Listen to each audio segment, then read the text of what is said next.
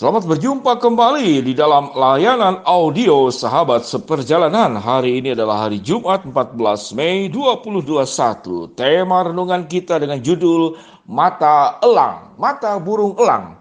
Firman Tuhan terambil dalam Amsal 15 ayat yang ketiga. Demikian bunyi firman Allah. Mata Tuhan ada di segala tempat, mengawasi orang jahat dan orang baik.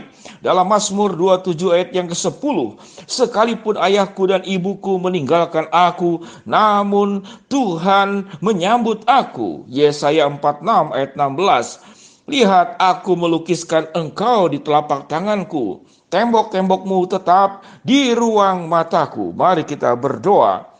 Bapa yang di dalam sorga, hamba mau berdoa buat para sahabat seperjalanan agar bisa memahami bahwa Allah memiliki mata lebih tajam daripada mata elang.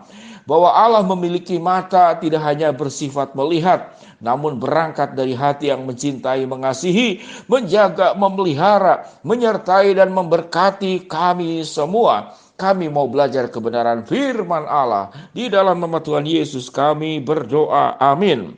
Shalom sahabat seperjalanan yang dikasihi Tuhan. Mata burung elang, apa bedanya dengan mata dirimu dan apa bedanya dengan mata Tuhan? Mata burung elang adalah mata yang paling tajam di dalam melihat dari seluruh hampir makhluk hidup, khususnya binatang. Memiliki kemampuan yang sangat tajam melihat, salah satunya itu melihat warna yang luar biasa. Retina mata elang itu disebut dengan dilapisi oleh sel pendeteksi, khususnya satu jenis elang yang bernama elang haris atau Parabuteo unixinthos. Bagaimana membacanya? Nanti kita akan lihat saja. Silakan melihat di Google. Sahabat seperjalanan yang dikasihi Tuhan, bagaimana mata burung elang itu bisa melihat ikan yang ada di air? Kita tidak bisa melihatnya. Namun dari atas dia bisa melihat dan bisa menangkap. Sementara kalau benda yang ada di dalam air itu biasanya ada pantulan yang seakan-akan terlihat oleh mata di sudut tertentu, namun bendanya sebetulnya sedikit berbeda. Jaraknya yang berbeda. Namun burung elang sanggup lalu dengan pandangan matanya dan menangkap ikan yang ada di air. Sahabat seperjalanan, mata burung elang, bagaimana dengan mata Tuhan? Mata Tuhan lebih tajam dari makhluk hidup apapun karena dialah yang mencipta. Sesungguhnya Allah itu tidak seperti fisik manusia. Punya mata, punya mulut, punya tangan, punya kaki. Tidak demikian. Karena Allah adalah roh. Namun penggambaran tentang perhatian Allah kepada kita itu diungkapkan dengan mata Tuhan. Dalam Amsal 15 ayat ketiga dikatakan, mata Tuhan ada di segala tempat mengawasi orang jahat dan orang baik. Di dalam Mazmur 27 ayat ke-10, ini adalah mata hatinya Tuhan. Apa yang dikatakan? Sekalipun ayahku dan ibuku meninggalkan aku, namun Tuhan menyambut aku. Tatkala engkau tertolak bahkan oleh orang tuamu sendiri, orang tuamu tidak menganggap dirimu sebagai anak, engkau diusir, atau engkau dianggap tidak ada, engkau kemudian dibandingkan, engkau tidak dihargai, engkau disingkirkan, engkau dianggap tidak berguna. Namun apa yang dikatakan oleh firman Allah? Sekalipun ayahku dan ibuku meninggalkan aku, namun Tuhan menyambut aku. Jadi Tuhan tidak hanya melihat dengan mata seperti kita, namun Allah itu berangkat dari mata hati. Mana yang lebih utama saudara-saudara sahabat seperjalanan? Tubuh yang bermata atau hati yang bermata? Banyak orang mampu melihat namun hatinya buta. Namun ada orang yang tunanetra namun hatinya melihat. Mungkin bagi saya salah satu gambarannya itu adalah Bapak Presiden kita yang terdahulu, Bapak Gus Dur. Dalam keterbatasan melihat, namun hatinya itu cemerlang, jelas melihat akan kebutuhan masyarakat. Berjuang bagaimana sebagai Bapak pluralis, Bapak yang merangkul, Bapak negara yang merangkul semua elemen suku, bangsa, agama. Dirangkul semuanya dan Bapak Gus Dur presiden kita terdahulu. Itu yang punya mata hati yang cemerlang di dalam mencintai rakyatnya. Sahabat seperjalanan yang dikasihi Tuhan. Bagaimana dengan kita? Bagaimana mata manusia? Nah, kita akan bicara tentang mata manusia. Kita sudah bicara tentang mata elang. Kita sudah bicara tentang mata Tuhan. Bagaimana dengan mata manusia? Ada istilah manusia itu matanya macam-macam. Yang buruk itu mata duitan. Yang buruk yang berikut mata keranjang. Yang buruk berikut adalah mata-mata. Kenapa menjadi mata-mata? Karena kepentingan. Dia punya kepentingan pribadi, punya niatan yang buruk, memata-matai.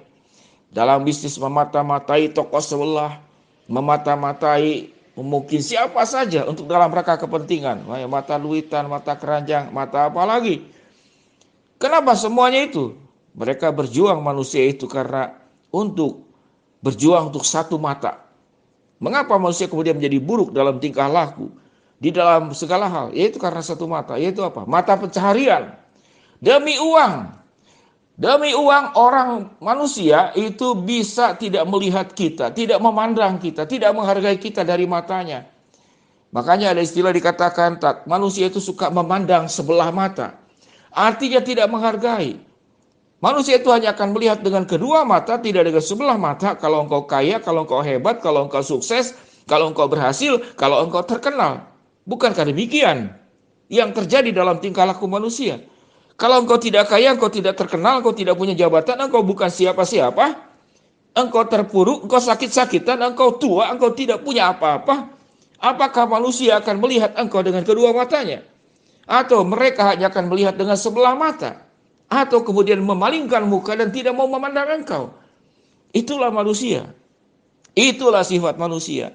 Dan tatkala sahabat seperjalanan pernah kemudian diperlakukan sikap-sikap seperti demikian oleh manusia, bahkan mungkin oleh orang tuamu, oleh saudara kandungmu, oleh orang yang engkau cintai, yang kau harapkan sekian lama. Engkau mencintai dia, namun tatkala kemudian tidak ada lagi kepentingan dirinya kepada dirimu, engkau dipandang sebelah mata, tidak dipandang dengan kedua mata. Apa yang engkau rasakan? Rasa terpukul, rasa sakit, rasa dihianati, rasa ditinggalkan, rasa tidak dihargai, rasa dibuang, rasa dilupakan. Itulah mata manusia.